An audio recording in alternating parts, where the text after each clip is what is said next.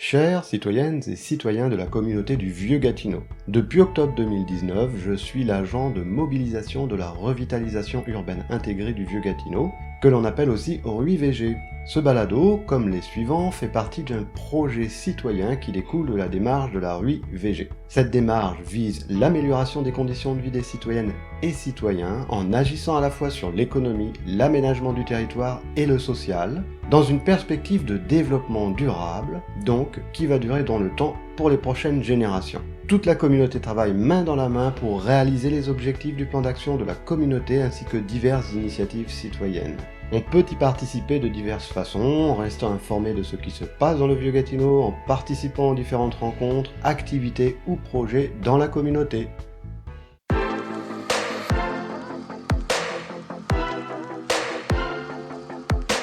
Bienvenue à toutes et à tous, chères citoyennes et citoyens, sur le balado de la RUI du Vieux-Gatineau. En ce jeudi du 28 mai 2020, nous abordons notre deuxième capsule sur le thème du handicap physique. Nous serons en compagnie de notre invité Jacques de Bellefeuille, directeur général de l'Amicale des personnes handicapées physiques de l'Outaouais. Notre discussion portera sur son organisme, les activités qui sont proposées à leurs membres en temps normaux, ainsi que sur l'organisation de l'Amicale en ce temps de Covid-19.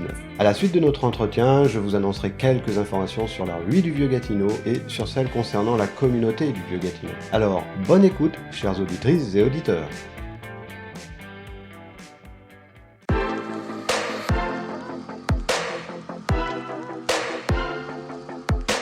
Nous sommes maintenant avec Jacques de Bellefeuille, directeur général de l'Amicale. Bonjour Jacques. Bonjour. Comment vas-tu? Ça va très bien, malgré des circonstances assez étranges de confinement, etc., là, de COVID-19. Oui, c'est assez inédit, hein? Oui. En tout cas, je te remercie beaucoup d'avoir accepté mon invitation dans cette deuxième capsule sur le handicap physique. Ça me fait plaisir. Et puis, alors, dis-nous, est-ce que tu peux nous parler brièvement de ton organisme? Quand est-ce qu'il a vu le jour? Et bien que son nom nous l'indique, à qui ou à quelle forme de handicap est-il destiné? Oui, au fait, l'Amicale a été fondée en 1982. Oui. Donc, l'organisme a quand même 38 ans.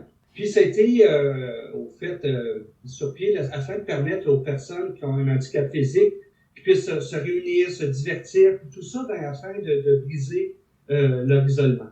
Donc, nous, l'Amicale, physiquement, est au 405 rue Notre-Dame depuis 21 ans. Ah oui.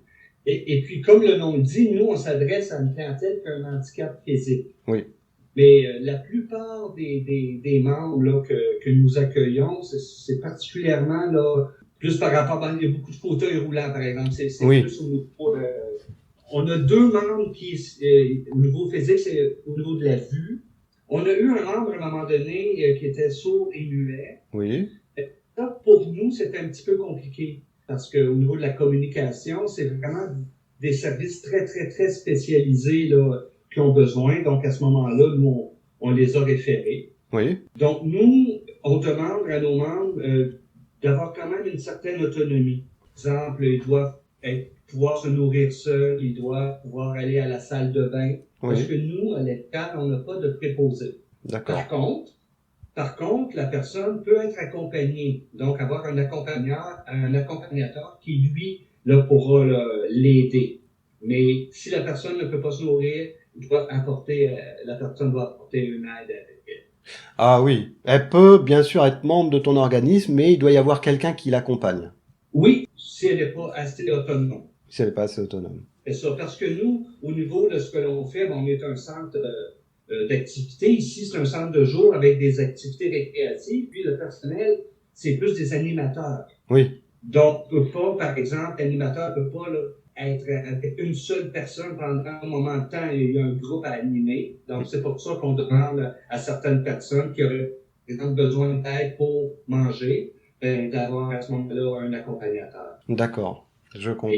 Mais il y en a très peu qui ont des accompagnateurs. Les gens sont assez autonomes, puis viennent ici là, rencontrer les autres personnes, puis ils se divertissent. Oui, et pendant que j'y pense, dis-moi, tu as combien de membres? Et tu peux en recevoir jusqu'à combien? Ben nous, en tout, on a environ là, pas loin de 100 membres. Là. Ah oui, en effet. 90, 95, mais c'est pas tout le monde qui aime en même temps. Oui. Donc, une grosse journée, je dirais qu'une trentaine de membres, là, avec l'équipe de bénévoles et les animateurs, là, notre salle est pas mal remplie. Là. Oui. À 30 membres, 28, 30 membres, c'est plein. Oui. Donc, habituellement, là, en moyenne, on accueille environ là, entre 15 et 25 membres. Là. C'est à peu près ça, là, du lundi, le lundi, mercredi et vendredi. D'accord. Ce sont des journées aussi que nous, on offre les repas. Oui. Donc, il y a une équipe de bénévoles qui cuisine et puis on sert là, les repas gratuitement aux membres présents. Ah oui, c'est très bien ça. Ben, pendant qu'on y est, alors parle-nous un peu des activités qui sont organisées, donc en temps normaux, bien sûr, hein, pas en temps de Covid, au sein de ton organisme. Ben, en temps normaux, dans une journée, il va y avoir différents jeux là, d'adresse. Par exemple, les jeux de poche, de ce type-là, où lesquels les personnes lancent des objets là, dans des cibles. Là, on fait un bingo par semaine, ça, des membres aiment beaucoup ça. Oui. On fait aussi des activités un petit peu plus culturelles, là, un petit peu plus créatives, là, avec les ateliers de peinture, on a des ateliers de poterie, on fait du scrapbooking, des ateliers un peu d'artisanat, si l'on veut. Oui. On fait un peu de cuisine aussi, cuisine collective. Oui. Et ça, c'est des activités qu'on fait ici, là, un peu à l'intérieur. Parce qu'on fait aussi des sorties. On a la chance ici à l'Amicale d'avoir un autobus adapté. Donc, l'autobus est muni d'un élévateur donc que les gens en fauteuil puissent entrer dans l'autobus. Donc, on va à la Cabanesse, on fait des sorties là. Lorsqu'on doit aller à l'extérieur de Gatineau, on utilise l'autobus. D'accord. C'est ça. Les gens se rendent ici habituellement en transport adapté. Oui. Une journée, là, les membres commencent à arriver vers 9h à peu près le matin. Et vers 1h30, les transports commencent à arriver pour le retour. D'accord. Donc, c'est un petit peu ça, là, en gros, là, une journée là, régulière ici. Mais nous, à l'AMCAD, on a d'autres programmes, si l'on veut. Là. Oui. On a un programme au niveau de socio-professionnel. Oui. Dans le sens qu'il y a un projet qui s'appelle Projection. Ce sont des jeunes personnes qui ont un handicap physique qui sont initiées à l'animation. Oui. Donc, ils ont différents ateliers là, pour comment devenir un petit peu animateurs. Puis, ils font des stages ici. Puis, parfois, même, ils vont nous accompagner. Ils vont faire des choses dans les fêtes de quartier. On est co-fondateur de Propulsion Scène. Oui. C'est une petite salle de spectacle accessible dans le Vieux-Gatineau. Notre grand partenaire là-dedans, c'est l'Association des gens d'affaires et professionnels du Vieux-Gatineau, oui. Avec Pauline Bouchard. Donc, ça fait déjà je ne sais pas les dates exactes, mais je pense 7 ou 8e saison là, qu'on fait ça ensemble. Oui. Et puis, il y a des personnes au niveau du programme Projection qui peuvent être appelées là, à travailler, à faire certaines tâches à Projection. On a aussi mis sur pied l'équipe d'hockey luge. Oui. La première équipe d'hockey sur luge en Outaouais. Et puis, le conseil d'administration qui se forme cette année, ben, il y a de nos membres là, qui sont dans ça. Oui. Donc, qui ont participé à Projection aussi.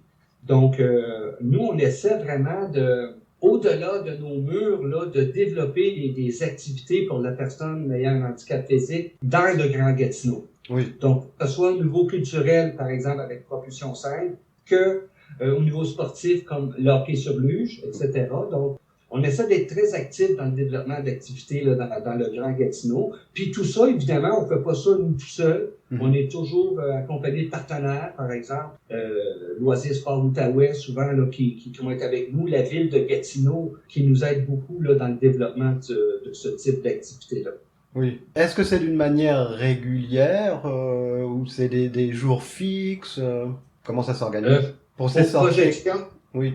Pour le programme projection, c'est à la semaine. Ça a une durée de 12 semaines, si l'on veut, le genre de, je vais appeler ça de stage, si l'on veut, là, mais il y a certains membres que leur participation a été échelonnée. Oui. Dans ce sens que la personne désirait continuer, ben moi, j'aimerais ça poursuivre, est-ce que je peux? Ben, on accommode. Comprenez? Donc, nous, on ferme jamais la porte à des initiatives, à des gens qui veulent faire des choses, puis des gens qui veulent devenir le plus autonome possible, parce que l'objectif dans tout ça, c'est l'autonomie. Oui. Et c'est de pouvoir faire ce que tout le monde peut faire, puis éviter le confinement. C'est un jeu de mots là, pour de circonstances. Donc, ben, c'est un petit peu ça en gros. Donc, on essaie vraiment, on est très, très, très à l'affût de l'autonomie des gens, puis d'essayer autant que possible des amener à faire des choses à leur désir. Là, tu sais, moi, j'aimerais ça faire telle chose, comment je peux m'y prendre? Ben, on essaie vraiment de les accompagner dans ça pour que la personne puisse se réaliser le plus possible. Oui, vous êtes un soutien pour eux et pour elles et eux, et puis vous leur permettez aussi de prendre leur envol aussi d'une certaine manière, non? Autant que possible, oui, exactement, c'est ça.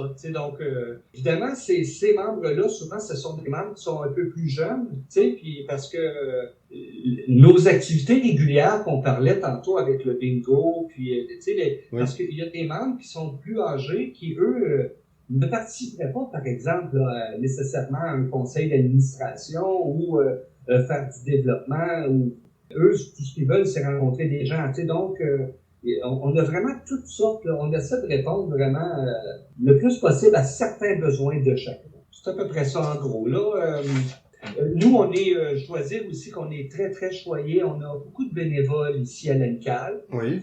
Et souvent, ce sont des bénévoles de très longue date. Par exemple, l'adjoint administratif, il donne un coup de main à l'AMICAL depuis 33 ans. Ah oui, en effet. Donc, oui, ça c'est Jean-Paul. Donc, Jean-Paul fait ça bénévolement depuis tout ce temps-là.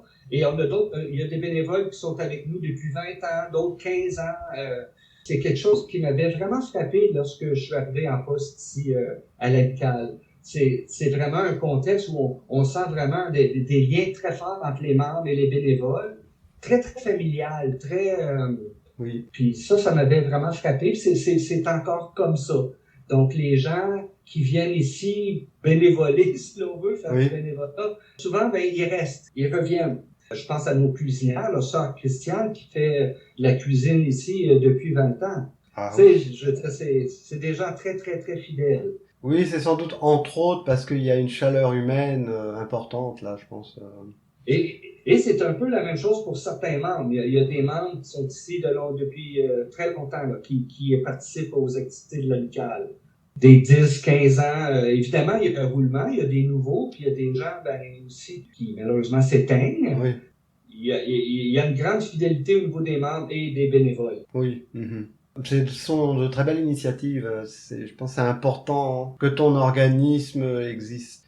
Bon, malheureusement, on a eu cette période de pandémie. C'est quelque chose auquel on s'attendait pas. Et puis, il y a eu ce confinement qui en a découlé. Comment est-ce que ton organisme ainsi que les personnes handicapées ont vécu cette situation au quotidien? Nous, au fait, à partir de la semaine du 16 mars, nous, on a arrêté nos membres le 13 mars. Oui. L'AMICAL serait fermé on ne sait pas quand.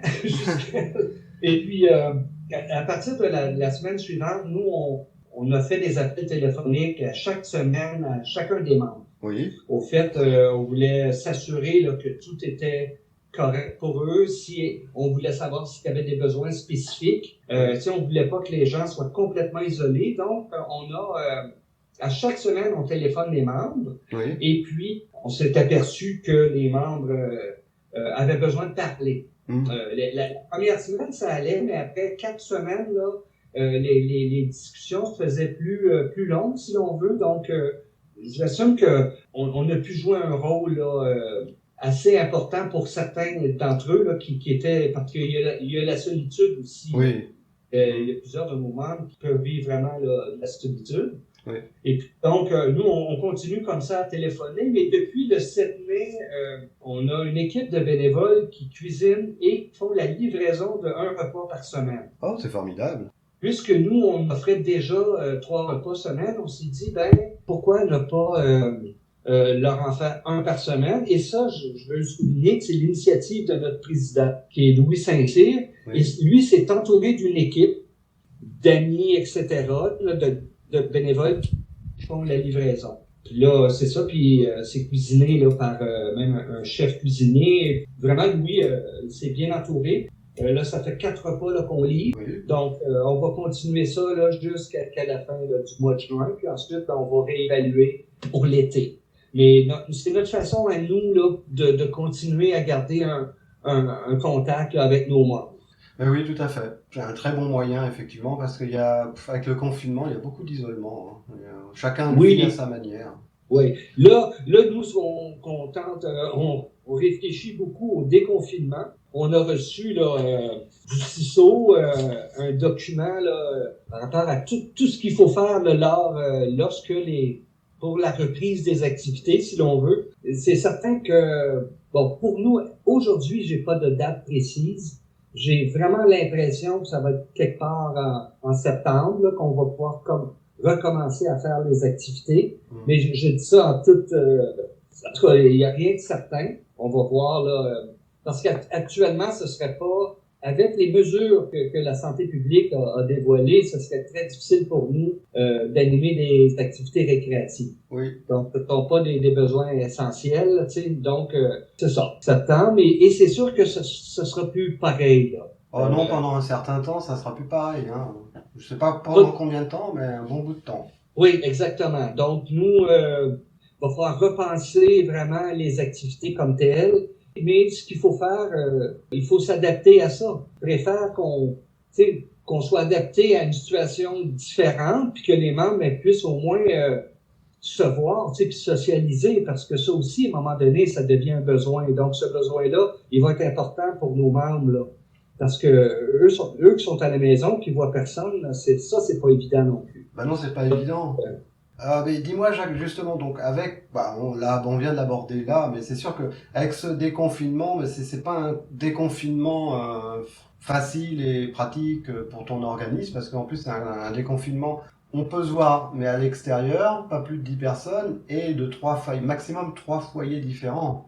Oh oui, mais c'est pour ça que je vous parlais peut-être là d'une date quelque part en septembre, parce que actuellement, avec les consignes gouvernementales, c'est impossible, parce que là, on déconfine, par exemple, à 10 personnes, mais de 3 familles différentes maximum, à l'extérieur. Donc, nous, 10 membres, c'est 10 familles différentes, là.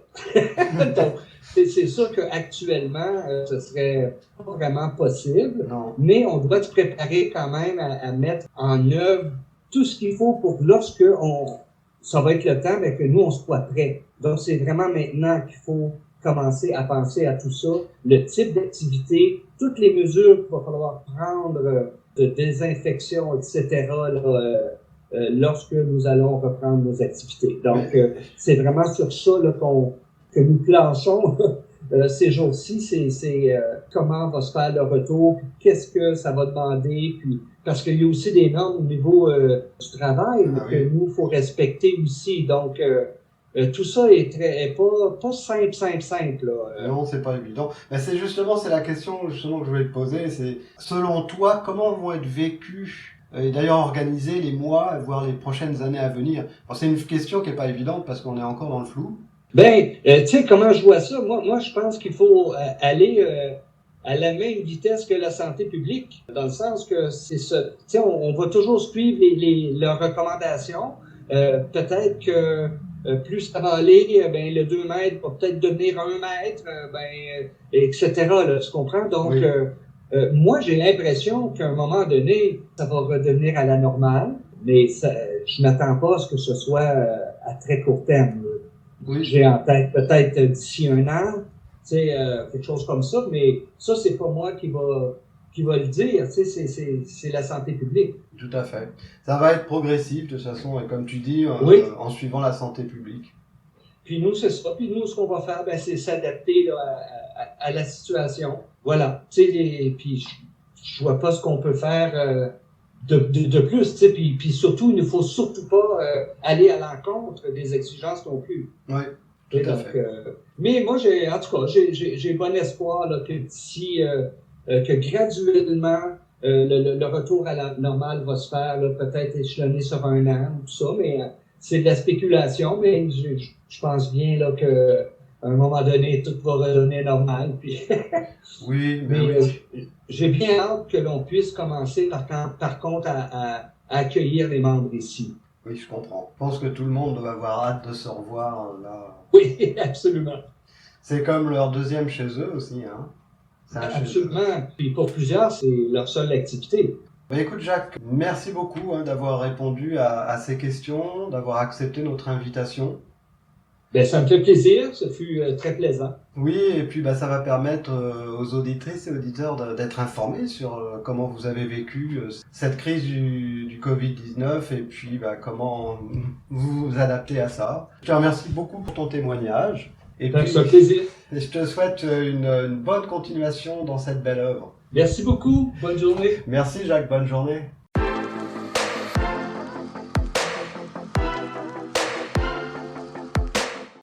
Voici maintenant les informations de la RUI du Vieux-Gatineau.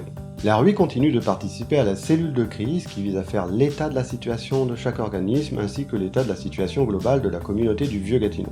Un nouveau projet de la RUI du Vieux-Gatineau vient de voir le jour, celui des marches citoyennes. La RUI vous propose de vous rejoindre à votre domicile pour qu'ensemble, à 2 et à 2 mètres de distance, d'aller prendre une marche. N'est-ce pas un beau moyen, tout en santé, d'échanger sur ce qui vous tient à cœur et aussi sur le Vieux-Gatineau?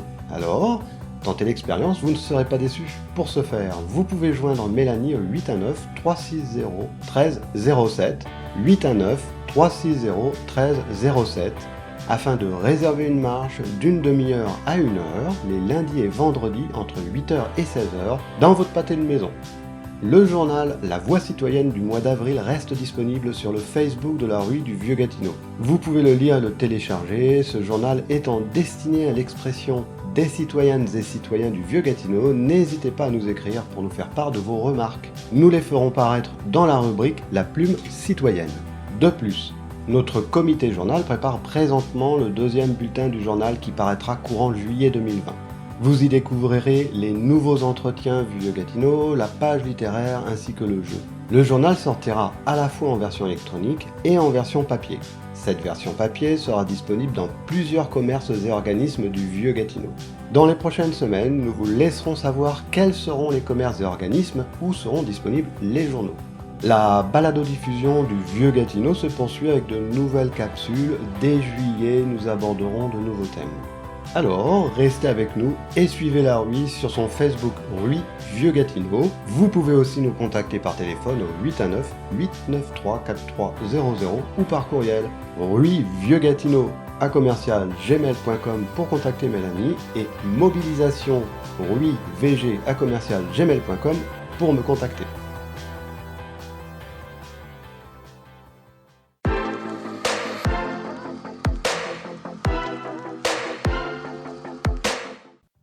Voici maintenant les informations du Vieux-Gatineau. Dans le cadre du projet de réfection de la rue Notre-Dame, nous avons comme information que les travaux vont bientôt commencer. Vous pouvez les suivre sur le site internet de Jean-François Leblanc à l'adresse suivante, jeanfrançoisleblanc.ca, ou sur le site de la ville de Gatineau, www.gatineau.ca/travaux. Multiservice Vert propose maintenant du gel hydroalcoolique sur commande, ainsi que des masques pour la protection contre la Covid-19. N'hésitez pas à contacter Anne Petitclerc au 819 893 50 80 ou à vous déplacer en personne dans sa boutique située au 305 rue Notre-Dame. L'entraide familiale propose maintenant un service de dépannage alimentaire. Si vous êtes dans le besoin, n'hésitez pas à contacter l'organisme au numéro suivant 819 669 0686. Dans le cas où vous n'auriez pas de téléphone, la Soupière de l'Amitié, située au 149 boulevard Maloney-Ouest, propose que vous vous rendiez auprès de leur organisme afin qu'un téléphone soit mis à votre disposition. L'installation de Gatineau, de produits forestiers résolus, a fait un don de 3000 $ en début mai à la Soupière de l'Amitié. Beau geste, car c'est une participation de leur part dans la poursuite de cette belle œuvre qui est d'offrir des repas pour le moment à emporter aux citoyennes et citoyens qui en ont besoin. Avec Moisson Outaouais, lancement virtuel de l'Automoisson 2020. Rendez-vous sur le site internet moissonnoutaouais.com pour réserver vos billets. Ils serviront à aider leurs 41 organismes membres à combattre la faim. Sachez aussi que bien que le bâtiment du CVQ soit pour le moment fermé au public, l'équipe est toujours disponible et active. Vous pouvez la contacter en laissant un message sur leur répondeur au 819 893 4300. Vous serez recontacté rapidement. Et n'hésitez pas à visiter régulièrement le Facebook Comité de vie de quartier du Vieux-Gatineau. La GAP reste aussi disponible pour répondre à vos questions, entre autres concernant la reprise suite au déconfinement. Vous trouverez aussi sur le Facebook de la GAP de nombreuses et régulières informations. La maison de quartier Notre-Dame oriente dorénavant ses services d'aide alimentaire vers les aînés et personnes à mobilité réduite. Vous pouvez contacter la maison de quartier au 819 893 6763. Les autres citoyennes et citoyens peuvent contacter entre autres l'entraide familiale de l'Outaouais pour de l'aide alimentaire. Leur numéro de téléphone est le 819 669 0686. Par ailleurs, dans le cadre du programme Retour en classe 2020, la maison de quartier Notre-Dame tiendra le magasin partage scolaire. Les dates d'inscription à ce programme sont du lundi 1er juin au vendredi 12 juin 2020 inclus. Pour vous inscrire ou avoir plus d'informations, contactez la maison de quartier au 819 893 6763. Les serres urbaines Notre-Dame recherchent des blocs de ciment d'un minimum de 2 pieds de hauteur par un maximum de 4 pieds de largeur. Si vous avez cela, vous pouvez communiquer avec eux directement par leur Facebook ou par téléphone au 819 643 2884. Par ailleurs, les serres urbaines vous proposent de les rejoindre ce dimanche 31 mai 2020 dès 9h30 au jardin urbain de la rue Maine, qui est situé entre les rues James Murray et Canipco, et en face de l'entreprise Produits Forestiers Résolus. Il s'agira de désherber les plates-bandes afin de les préparer à recevoir du paillis la semaine prochaine. Bien sûr, les règles de distanciation physique seront appliquées, alors venez mettre la main à la pâte, comme on dit, dans ce bel endroit pour participer à la vie de la communauté. Une campagne nommée Donner un peu, aider beaucoup est destinée au centre de pédiatrie sociale est en cours. Les fonds ramassés permettront d'aider les enfants vivant en situation de vulnérabilité. Il s'agit de faire un don de 2 $ aux caisses du Provigo du plateau de Hall ou du Provigo le marché d'Elmer. L'argent récolté sera réparti entre les différents centres de pédiatrie du Québec, dont celui de Gatineau. Alors, si vous vous rendez sur Hall ou Elmer, n'hésitez pas à faire un tour dans l'un de ces Provigo. Par rapport à la ville de Gatineau, maintenant, et toujours dans le cadre de la mise à jour du plan d'urbanisme, la ville organise un atelier en ligne le 2 juin 2020 de 18h30 à 21h. Il va concerner la révision du plan et des règlements d'urbanisme de la ville. Cet atelier est en ligne et invite donc tous les citoyens et toutes les citoyennes à y participer. Le thème sera axé sur une présentation du plan avec un temps de discussion portant sur la création du milieu de vie complet et éco-responsable, ainsi que sur la valorisation du patrimoine naturel et culturel. L'inscription se fait en ligne avant midi le 1er juin. Rendez-vous sur le site www.gatineau.ca, rubrique Nouvelles et annonces, puis descendre jusqu'à Gatineau invite la population à participer à un atelier en ligne sur la révision de son plan et de ses règlements d'urbanisme. Vous pouvez aussi suivre le lien sur la page Facebook de la GAP ou sur celle de la rue du Vieux-Gatineau. D'une manière plus générale, voici quelques informations qui concernent l'ensemble du Québec et par conséquent le Vieux-Gatineau. Les commerces peuvent dorénavant ouvrir le dimanche et à partir du 1er juin, ouverture des centres commerciaux, des soins de santé et soins corporels et esthétiques. Ce seront des établissements tels que centres dentaires, de nutrition, la médecine alternative et, enfin, les salons de coiffure.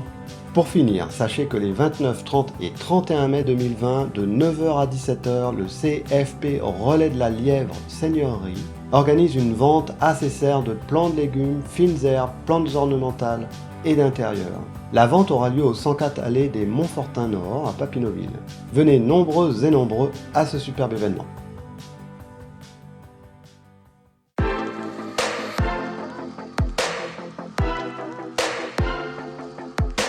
Et bien voilà, chers auditrices et auditeurs, ici s'achève notre 5e capsule des baladodiffusions du Vieux Gatineau. Notre prochaine capsule portera sur les maladies non visibles et nous aurons pour invité Marie Séguin. Cette capsule sera disponible à la fin du mois de juin. En attendant, chère communauté du Vieux Gatineau, prenez bien soin de vous.